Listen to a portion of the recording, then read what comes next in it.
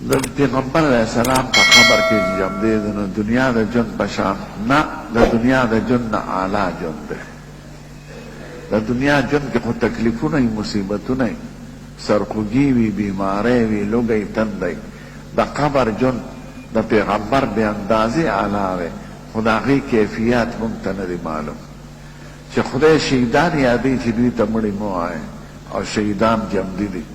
نو د خدای په نس جمدي دي او هغه جن چونکې د دویم جهان سره تعلق لري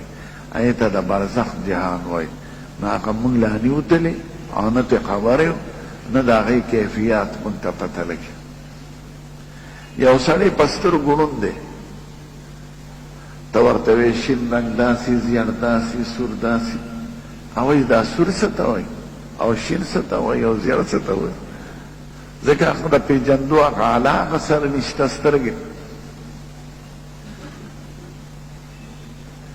یو سړی ماشوم دی یا د جما په خوند نه پوهېږي یی ژړا دی ته ورته وایې د جما داسې خوند دی هغه به د حلوا په شان د کبابو په شان ته به ورته نه بل شان نو هغه جس خبر نه دی زمونږ د ړندو مثال دی که موږ د رنګونه بیان شي پیږو پې نه نو چې هغه جهان ته لاړ شي بیا پې پیږو نو د پیغمبرانو جن ډېر اعلی او مبارک دی خو د دیم جهان سره تعلق چې خدای وایي ولکن لا تشعرون تاسو په هغې نه پوهېږئ نه موږ پې نه پوهېږو. موږ ته د خپلې خېټې معلومات نشته